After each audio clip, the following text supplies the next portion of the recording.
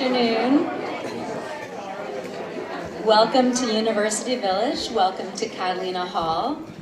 If you are one of my lucky residents that gets to live here, you know that my favorite sign is the turn off your cell phone sign. So if you wouldn't mind just taking a moment, making sure that your cell phones are silenced, we would appreciate that very much. We welcome you to meet the artist. Our relationship with New West Symphony is very special, and we always appreciate them bringing in wonderful, wonderful artists. Today we have the Los Robles Children's Choir. They have been here before. We're very excited to have them back here with the New West Symphony Meets the Artist series. We have Pauline Frechette, David Campbell, Donna Young, and of course we all know Michael Christie. Welcome back. Thank you so much, Holly. Happy New Year. Oh, it's coming soon, and we are always looking forward to how we get from this festive time into the new year. And I mentioned New Year because on your seat is a flyer with our season for next year, 2006 season. And this is going to be very exciting because, as you may remember, for the last couple of years, we have been dropping little breadcrumbs along the way, talking about America's 250th birthday. And we've done many productions along the way, whether they're visual, whether it is with the music, depending on the guest artists, etc. But we are now here. And I'm sure I was very, very young in 1976 when America celebrated its bicentennial, but how many people remember how incredibly festive that was? Right? Hands Across America, all these things. Unbelievable moments for America. And so New West Symphony and many communities here are banding together to make sure our 250th birthday is equally celebratory. And of course now in the world, the digital era that we live in, it's going to be quite a different experience for everybody. So I was just talking with some folks in Simi Valley this morning about the efforts that they're going to be making for America 250, and the whole season of 2026 for New West Symphony, in one way or another, each piece represents something about America. So if you look at it, you'll wonder, well, why is Brahms Symphony No. 1 there? What does that have to do with America? Well, in 1876, when America was 100 years old, Johannes Brahms' First Symphony was premiered. So not everything is only about America, Purple Mountain's majesty, but there's just little connections that show while America was on its path, there were lots of things happening here and around the world. The program also tries to find us on the pathway of musical development as well. And so we have jazz, but we also have American opera juxtaposed with American musical theater. We have rhythm and blues, soul music. We have Aaron Copland's spacious pastoral American themes. We have our partnerships with Los Robles Children's Choir. They'll be singing some Copland Old American songs. Our partnership with Pacific Festival Ballet. They'll be dancing Aaron Copland's Appalachian Spring. Can't remember, I'm just trying to think of Beethoven's First Symphony. I'm trying to remember what the initial, it was a very early, wasn't Louisiana Purchase, but each of those pieces. So you're going to find some interesting little connections in the programs throughout the season. West Side Story music is featured. So I hope if you're not a Camarillo subscriber, because I know Camarillo got this information many months ago, but now for Thousand Oaks folks, this is the information that you have for next year, and the ability to get subscriptions is open. And Selena Vinyas and I were talking about getting people to concerts, because I know there's a shuttle to Thousand Oaks, and she said, I'm sure you'd get 20 people who would sign up for concerts in Camarillo. So we're gonna find out whether it's through another service or something, whether there's an opportunity to figure out how to get you all over to the matinees, if that's something that you'd be interested in doing. John O'Reilly pointed out to me that the LA Phil and the New West Symphony are doing very similar programs this month, which is just an incredible coincidence. And I think there was just something in the water, because we did not coordinate that at all. But the concert that's happening this weekend is really, really a fun one for me, because I have been thinking a lot about the winter solstice. We've been talking about that in years past, and all the wonderful traditions that happen during this time of year based on humanity's observation and celebration of things happening around the solstice. And so we're going to go back to the Las Posadas.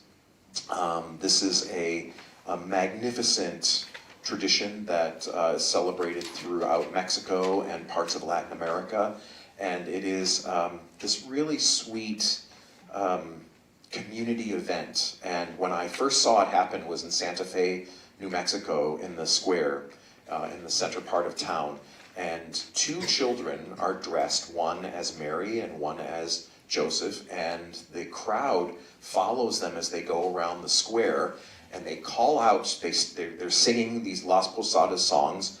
They stop at a window, which represents an inn, and they call out, "It's late at night, we need a place to sleep." And then the innkeeper opens the window and says, "You don't have a place to stay here." And then the whole crowd says, "Boo!" And then they sing the next carol, move on to the next one. They go around the square, and then finally, after numerous raucous responses from the crowd, the gates of the main hall open. They say, "Yes, this is where you should come." And then there's a big party. So we have our own mini representation of that with a beautiful Las Posadas piece on the program. And then, of course, some of the main traditions of our time also that has inspiration from the winter solstice, Hanukkah, and then, of course, Christmas. And when you start to go back and look at the history of how these traditions came through all the different countries and different times, but then all dating back to people's recognition that the sun was at its lowest point on roughly December 21st, and then all the holidays that popped up. So the whole second half of the concert just has this really wonderful, I think very familiar aspect to it, but all linked back to this common humanity, which I think is so lovely. But on the first half of the concert, we're having a little bit of fun with the Nutcracker, because I'm guessing that many of you have seen the Nutcracker throughout your lives. And Duke Ellington, in the middle of the 20th century, did a number of explorations, let's call it, explorations of different composers, different pieces, and one of the pieces that he did a jazz exploration on was the Nutcracker. And so he composed his own Nutcracker suite with the music of Tchaikovsky with a swing. And a drum set, and a saxophone, and a jazz bass, and the orchestra playing the melodies that you will recognize as Nutcracker, but swung, and with some jazz solos, and it's a riot, because it's just so big and boisterous, like the Tchaikovsky in its original form, but it just has that jazzy sizzle, which is fantastic. And one of our other partners that we've worked with from time to time is California Contemporary Ballet, and they're joining us again, and they'll be dancing that. So we'll find out what jazz ballet looks like in our performance, both of our performances. Then many composers are, of course, influenced by the seasons, of course, Vivaldi being the main one that we know of, but many other composers have specifically named their works for the various seasons. And Tchaikovsky himself, in his first symphony, he called it Winter Dreams. And so I've just taken one movement, the first movement of that piece, and it has all that beautiful, bold Tchaikovsky symphonic feel and sound to it, but there's something like a strong, cold winter breeze going across the landscape that you hear in that music somehow. That his musical style seems to capture that. So we'll have that. And then we open with a world premiere, and that brings us to our guests for today. And so we are very, very excited anytime that we do a world premiere, because this is a moment. Every piece of music has had its initial moment where the composer writes from their heart and their head and their writing. In this case, Pauline assures me that she writes it all down and then it gets transferred to computer. But then it's given to the world to experience themselves. Imagine, ba-ba-ba-bum, ba-ba-ba-bum. That had not been conceived in anyone's head except for Beethoven. He wrote that down, and when someone heard that for the first time, that was the moment, although it's now ubiquitous. So I'm very, very, very honored to have with us Pauline Frechette, whose piece On Earth will be premiered, and I just want to reflect on how special it is to have something go from the kernel of inspiration to a work that is, manifest in live performance. So, Pauline Frechette, welcome. Thank you. I'm from a very big family, French-Canadian parents, and we lived in Northwest Indiana, outside of Chicago, Illinois-Indiana border. And it'd be very cold, very, very cold there, lots of snow. And the Christmas season, of course I was raised Catholic, and Christmas Eve was just a very special time for me. We didn't have a lot of money growing up. My father was a musician, my great-grandfather was a composer also.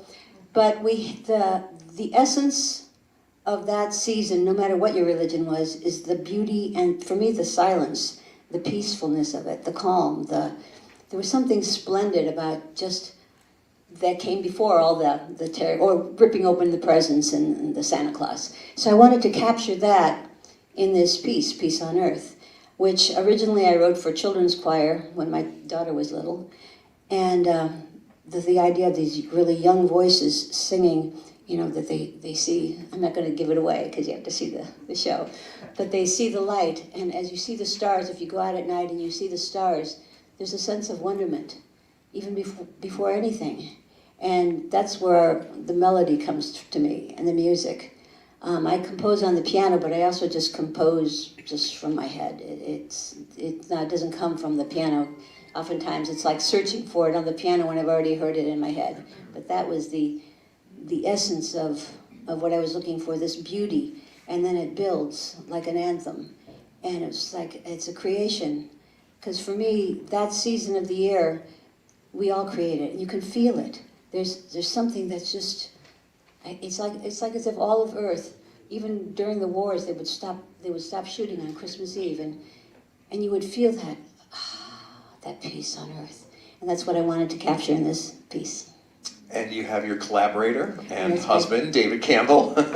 And so you guys are working together on this piece, so... Well, I brought David in on it because he's probably the world foremost in orchestration. And I wanted to expand it for the whole symphony, so I said, David, let's expand this together so that when it opens, it's you really feel that, and then it's a surprise, and then as the choirs build and so forth. So what we did, in order to get to that moment of silence, where you hear the hush of the snow or the whatever, looking at the stars, we start with the two elements, this celebration, the sound of celebration, and the warmth of the season. So what you hear in the opening of the piece is a big chord. It's like a big clangy chord with bells and bright brass and everything that fades, and then this warm string section chord comes out. Sounds different. You've gone to a different place. Then another big clang, and then another warm chord. It happens 6 times. This little interchange, and then it kind of settles down into that silent, just the nature is just kind of, the brook is kind of moving like this kind of thing, and then the children start appearing singing. So we have to get from the celebration and the noise of the holidays down to this peaceful place, and then build it up to the end, to a big, magnificent ending. You know what I think is absolutely amazing is that even in this iPhone era where everything is on a device, that we still come back to human beings pressing their finger on a string Yeah. and drawing with a bow, people taking a breath in and singing. I'm kind of curious what you all think about the fact that in order to, we can of course have a computer do make these sounds because we've created recordings of them. But why is it that we can't go away from the tactile sense of humans creating?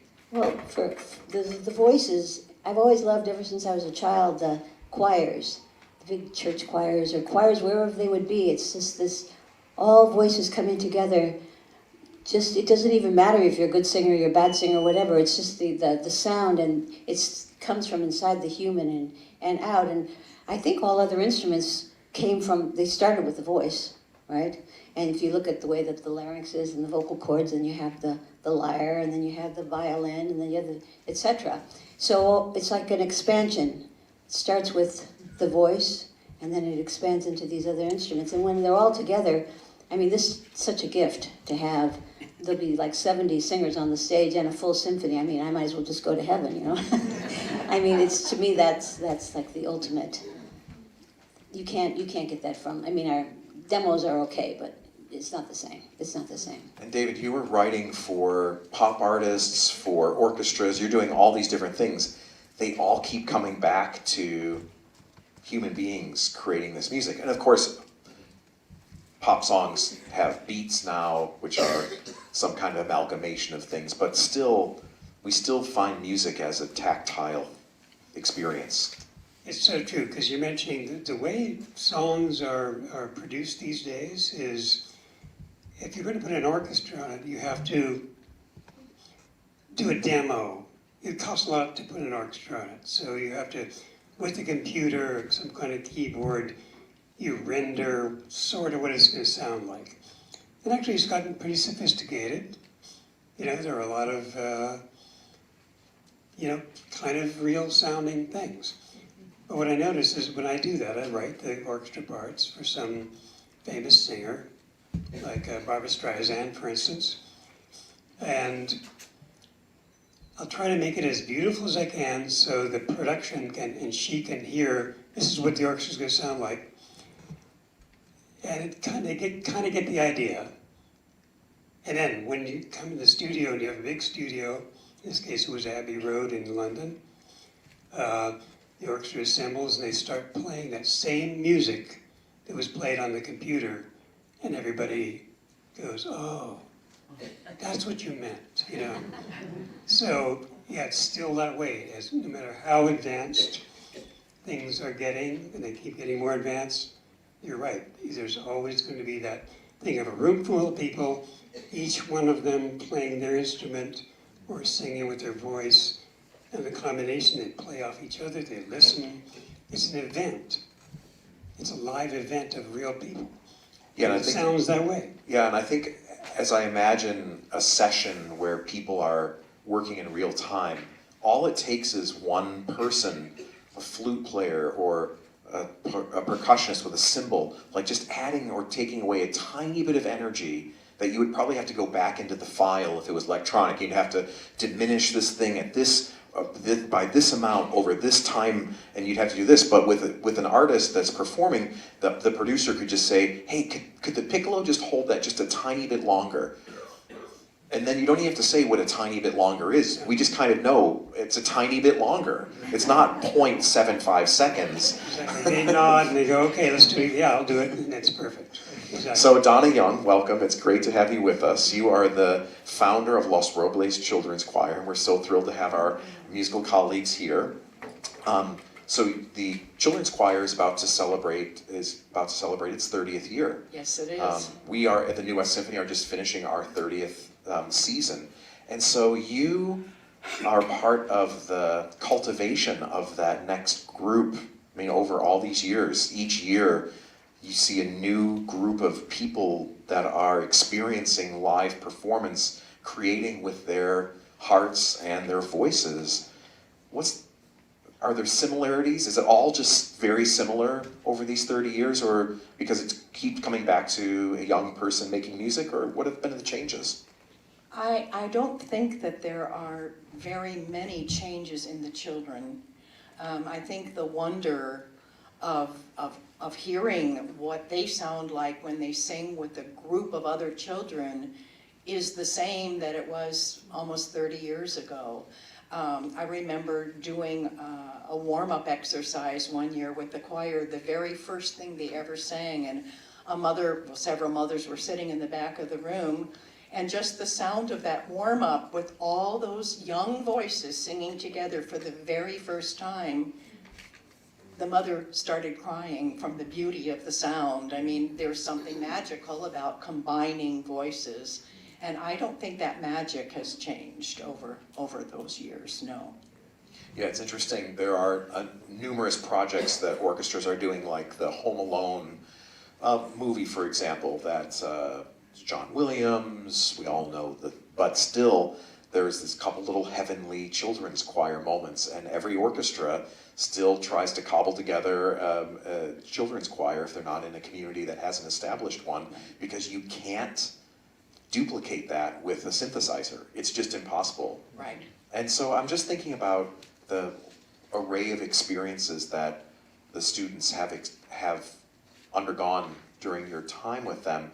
I'm sure it's learning songs in different languages. It's Very much singing so. in different Yes. kinds of venues. And what are the Yes. things that are, would you say, from a young person's perspective, and maybe I'll ask one of them later, are the key takeaways of being in a children's chorus, for example? Well, I think that there are memories that last a lifetime. Our choir has sung in Carnegie Hall, and a group is going this summer to sing there again.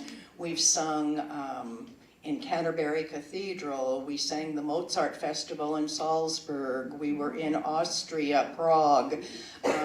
Those are memories just because of the occasion, and we joined with other children's choirs there, and often orchestras that they do remember. I think that the values that the children are learning, the discipline, the teamwork, the respect for each other, that those are values that stay with children all through their life, hopefully. I have several members who were in my early children's choirs who are board members now because it's meant so much to them. Many of the choir members literally grew up in the choir, well, figuratively, I guess. They were in the choir for many, many years. Our current artistic director, Emma Roach, started in the choir when she was 10 years old and stayed all the way through high school. She was an outstanding student, went on and got her undergraduate and master's degrees, and she got hired to be the new artistic director, so she's kind of extraordinary. But we have so many of our young adults now who grew up in the choir telling me that the choir experience impacted their whole lifetime, including their work life, their family life, much more than just singing and making music. Well, we're going to look forward to hearing from them shortly. I wonder, David and Pauline, this would be a great time to hear some music. Would you tell us what you're about to play for us?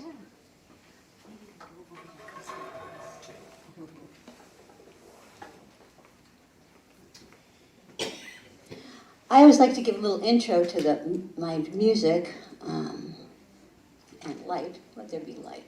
Let's see. This first piece, how many people here grew up in snow? Okay. Do you remember shoveling snow? Does anybody here remember paper routes in the snow? Okay, there you go.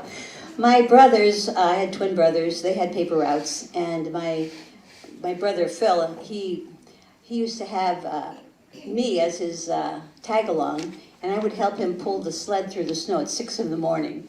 And because it was very special for me, he was 3 years older than me, and that was a special thing. We'd sneak downstairs so my parents didn't know that I was going out, and it was still dark out, and bundle up, and I'd pull the sled with him through the snow, and you could hear the boots crunching. Nobody'd stepped in the snow yet. Crunch, crunch. And see the snowflakes in front of the light, in the street light, because nobody had driven on the snow or walked in the snow yet.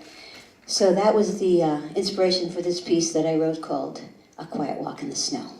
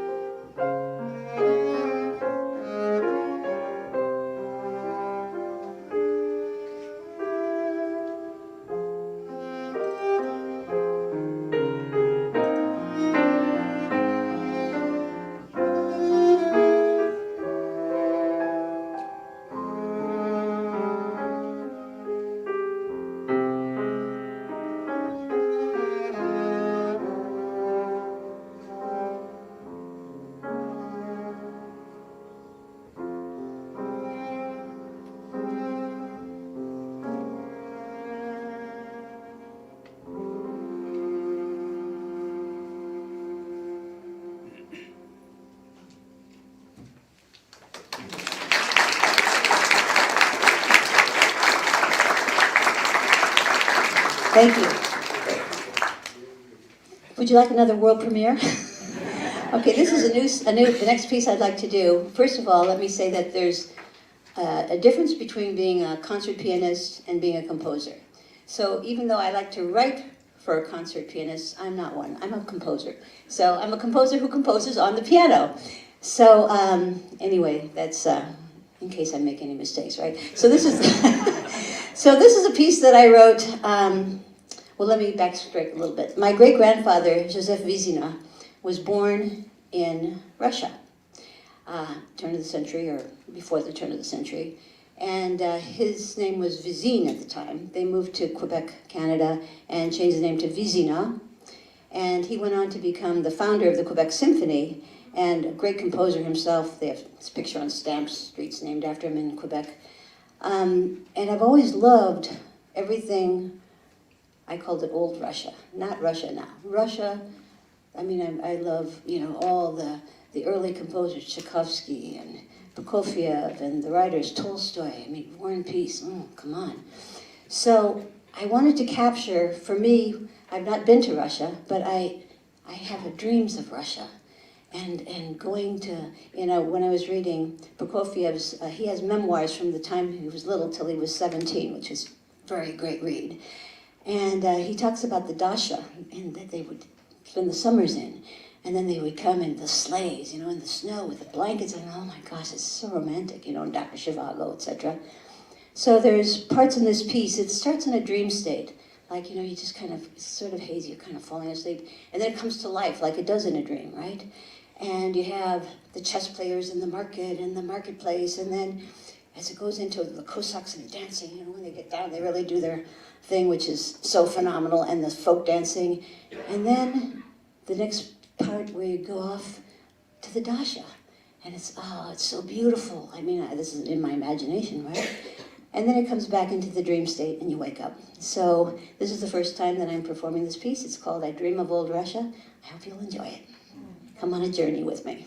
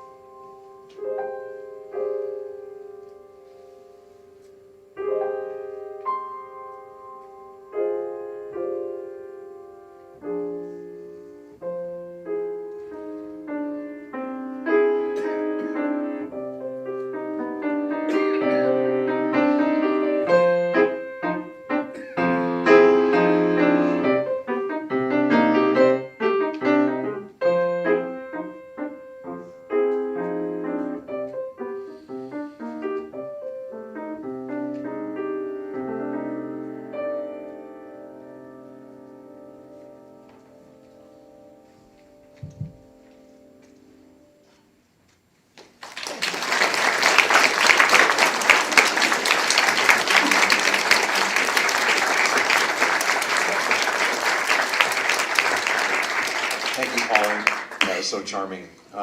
Absolutely on the voyage with you, which is really fun.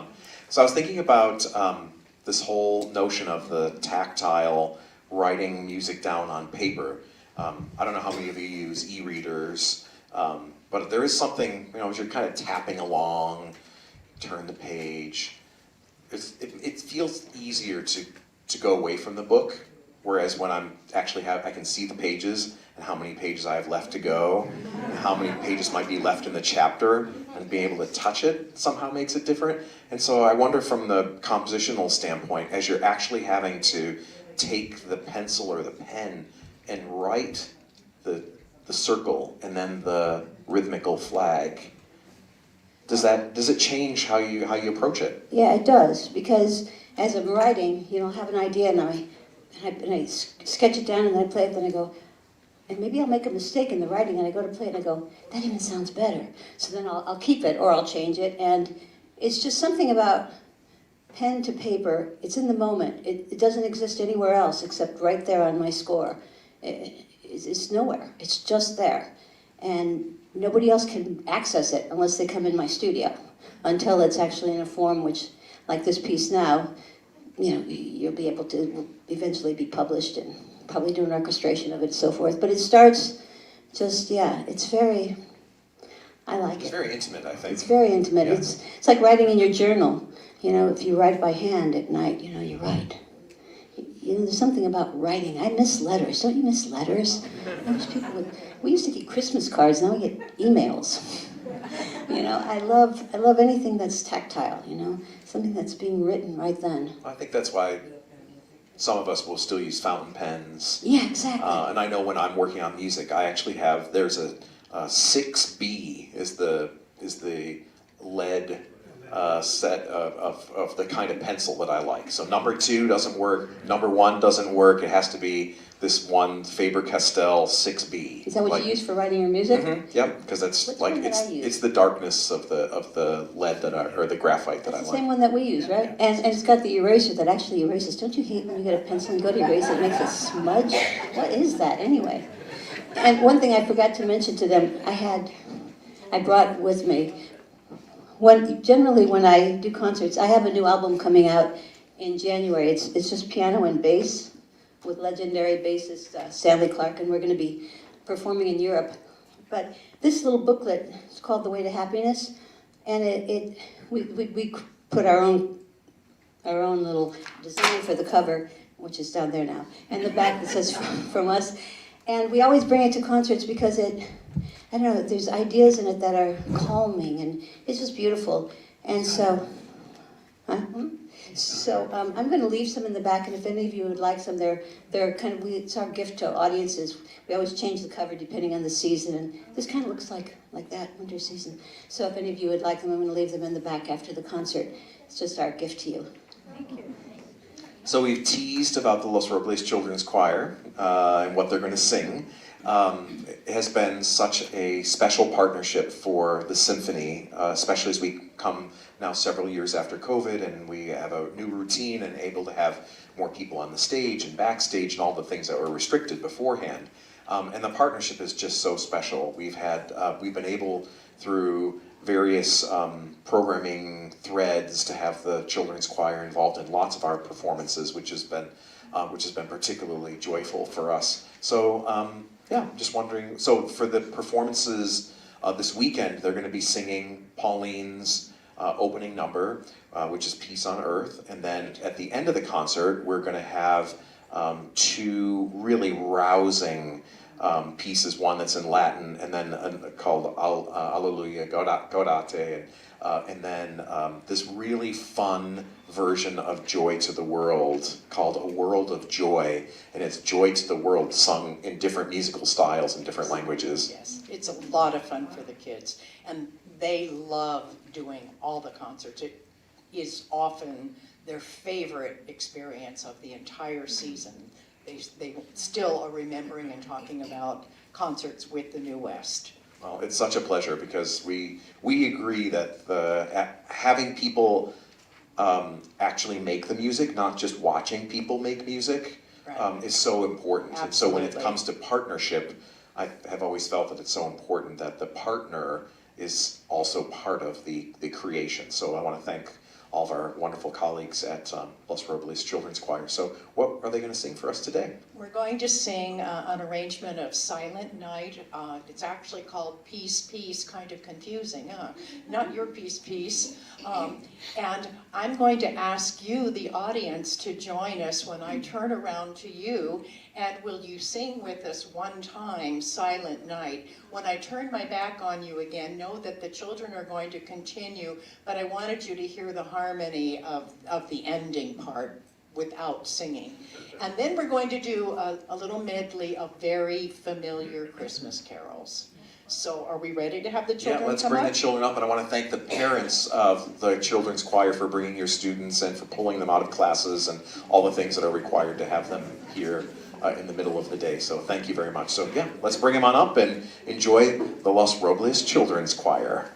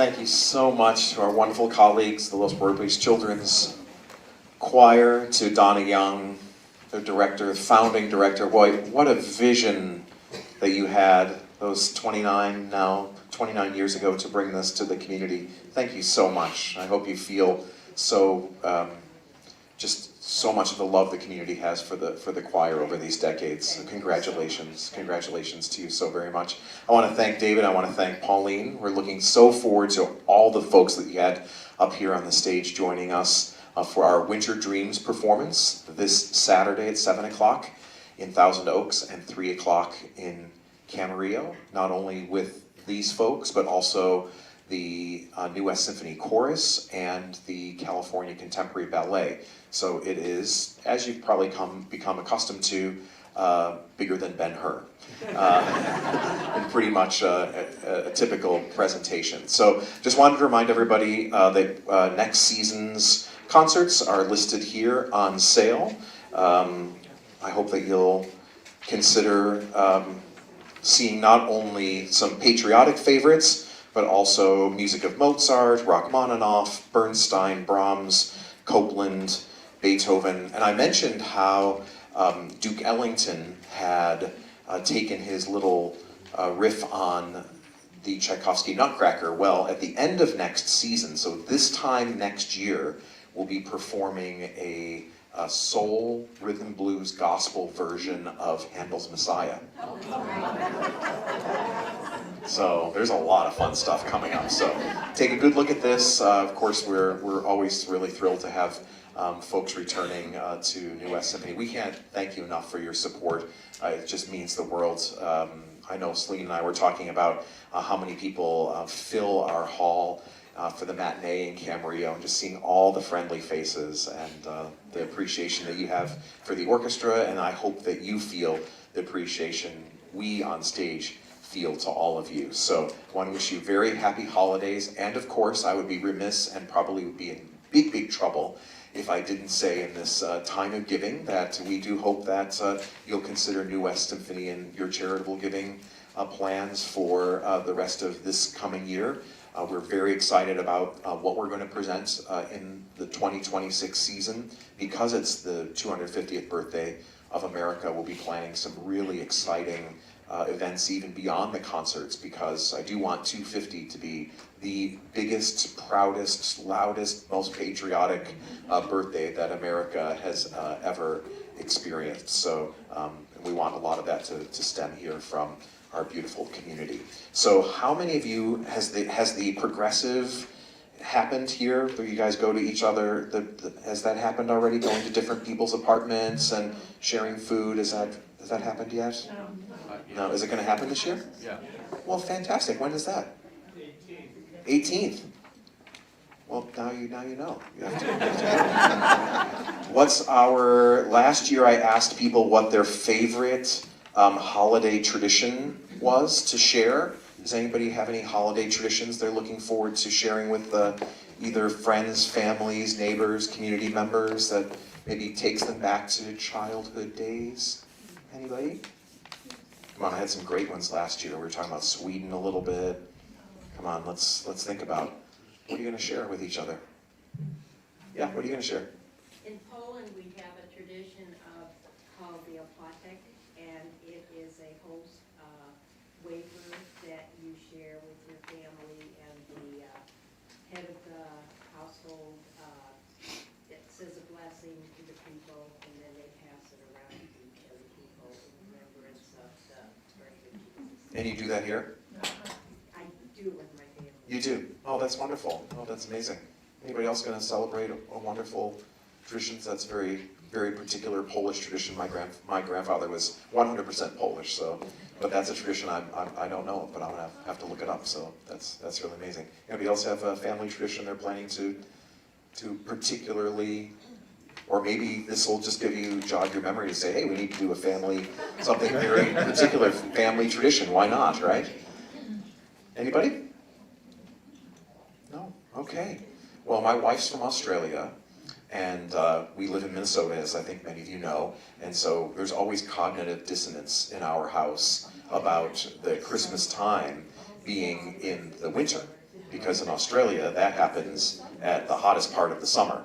And so we always look forward to getting some swim suits on, swim trunks on, making sure the fireplace is lit, of course. We want to make sure, but then we make sure that it is light fare like pavlova and some other things to make sure that we recognize some of the tropical things. So we lean into some mangoes and other stuff just to remember that these holiday seasons are experienced not only with the depths of snow, but also sand between the toes, which is fantastic.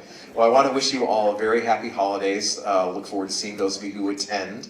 Those of you who are new to the New West Symphony family, we've got a lot of exciting plans. We look forward to seeing you at some concerts. Have very happy holidays, very happy New Year. We'll see you in about a month and a half's time for our next performances. There'll be some patriotic favorites, Rachmaninoff Second Piano Concerto, which is a darling, and a wonderful young soloist who you'll enjoy, Harmony Shu, and then some music from Gershwin's Porgy and Bess. So we will see you in the new year. Thank you so much. Thanks to my colleagues from Los Robles Children's Choir. Thank you, parents, for bringing them. Thank you, Donna, Pauline, and David. Thank you so much. Happy New Year, everybody.